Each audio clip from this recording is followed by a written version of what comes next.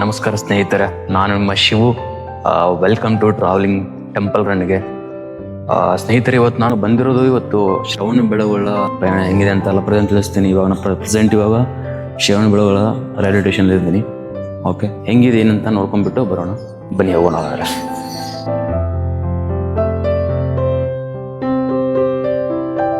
ಶ್ರವಣ ಬೆಳಗೊಳವು 2000 ವರ್ಷಗಳಿಗೂ ಹೆಚ್ಚು ಕಾಲ ಜೈನ ಧರ್ಮ, ಕಲೆ, ವಾಸ್ತುಶಿಲ್ಪ ಮತ್ತು ಸಂಸ್ಕೃತಿಯ ಪ್ರಮುಖ ಕೇಂದ್ರವಾಗಿ ಗುರುತಿಸಿಕೊಂಡಿದೆ.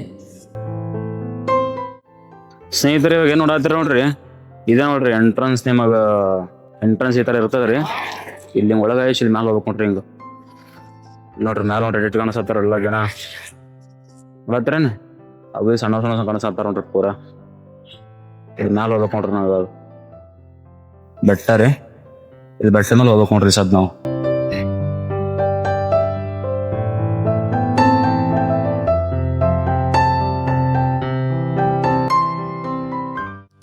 ಈ ಮೂರ್ತಿ ವಿಂಧ್ಯಗಿರಿ ಬೆಟ್ಟದ ಮೇಲಿದ್ದು ಸುಮಾರು 18,000 ಎತ್ತರ ಹೊಂದಿದೆ.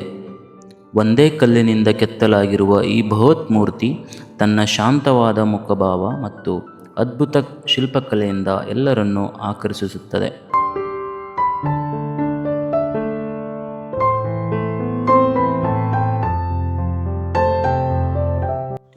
ಇತಿಹಾಸದ ಪ್ರಕಾರ 981ರಲ್ಲಿ ಚಾವುಂಡರಾಯರು ಗುಮ್ಟೇಶ್ವರನ ಈ ಬೃಹತ್ ಮೂರ್ತಿಯನ್ನು ಸ್ಥಾಪಿಸಿದರು ಎಂದು ಕರ್ನಾಟಕ ಪ್ರವಾಸೋದ್ಯಮದ ಮಾಹಿತಿ ತಿಳಿಸುತ್ತದೆ.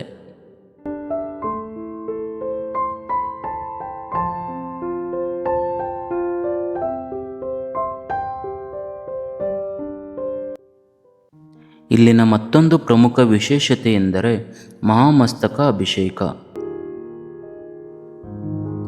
ಕೊನೆಯ ಮಹಾಮಸ್ತ ಅಭಿಷೇಕವು 2018ರಲ್ಲಿ ನಡೆದಿದ್ದು, ಮುಂದಿನ ಮಹಾಮಸ್ತ ಅಭಿಷೇಕವು 2030ರಲ್ಲಿ ನಡೆಯಲಿದೆ ಎಂದು ಕರ್ನಾಟಕದ ಪ್ರವಾಸೋದ್ಯಮಿ ತಿಳಿಸುತ್ತದೆ.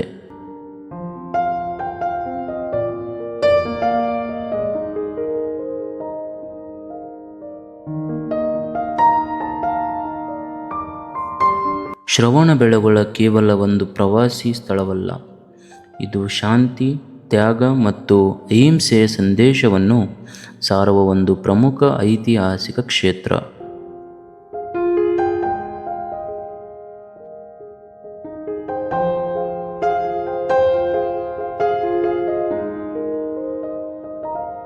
ಈ ಮೂರ್ತಿಯನ್ನು ನೋಡಲು ವಿಂಧ್ಯಗಿರಿ ಬೆಟ್ಟವನ್ನು ಹತ್ತಬೇಕು. ಬೆಟ್ಟದ ಮೇಲೆ ಹೋಗುವ ದಾರಿಯಲ್ಲಿ ಕಲ್ಲಿನಲ್ಲಿ ಕೆತ್ತಲಾಗಿರುವ 100 ಮೆಟ್ಟಿಲುಗಳಿದ್ದು, ಮೇಲಕ್ಕೆ ಹೋದಂತೆ ಶ್ರವಣ ಬೆಳಗೊಳದ ಸುಂದರ ಪ್ರಕೃತಿ ದೃಶ್ಯಗಳು ಕಾಣಿಸುತ್ತವೆ.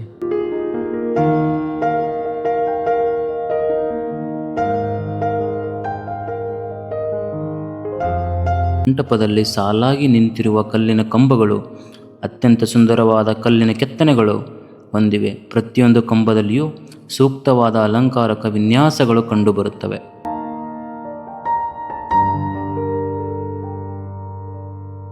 ಶ್ರವಣ ಬೆಳಗೊಳದ ಈ ಅದ್ಭುತ ಶಿಲ್ಪಕಲೆಯನ್ನು ನೋಡಿದಾಗ ನಮ್ಮ ಪುರಾತನ ಕಲೆಯು ಶ್ರೀಮಂತಿಕೆ ಎಷ್ಟು ಅದ್ಭುತವಾಗಿತ್ತು ಅನ್ನುವುದು ಅರ್ಥವಾಗುತ್ತದೆ.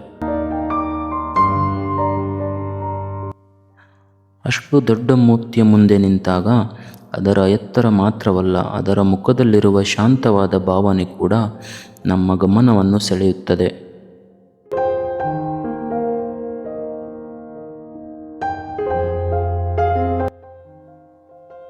ಇಲ್ಲಿ ನಾವು ಪ್ರಾಚೀನ ಕಲ್ಲಿನ ಶಿಲ್ಪದ ಜೊತೆಗೆ ಇರುವ ಶಾಸನವನ್ನು ನೋಡಬಹುದು.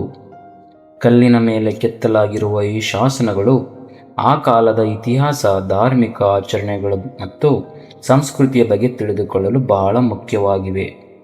ಶಿಲ್ಪದ ಸೂಕ್ಷ್ಮ ಕೆತ್ತನೆಗಳು ಆ ಕಾಲದ ಶಿಲ್ಪಗಳು ಅದ್ಭುತ ಕಲಾ ನೆನಪವನ್ನು ತೋರಿಸುತ್ತವೆ.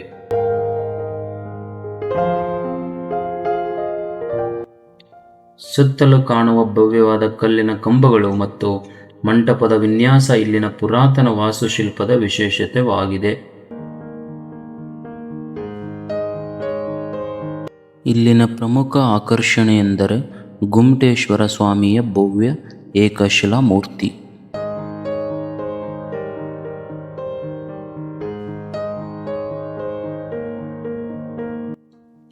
ಹಾಗಾದರೆ ಸ್ನೇಹಿತರೆ, ಇವತ್ತಿನ ಟ್ರಾವೆಲಿಂಗ್ ಟೆಂಪಲ್ ರನ್ ಪಯಣವನ್ನು ಇಲ್ಲಿಗೆ ಮುಗಿಸೋಣ.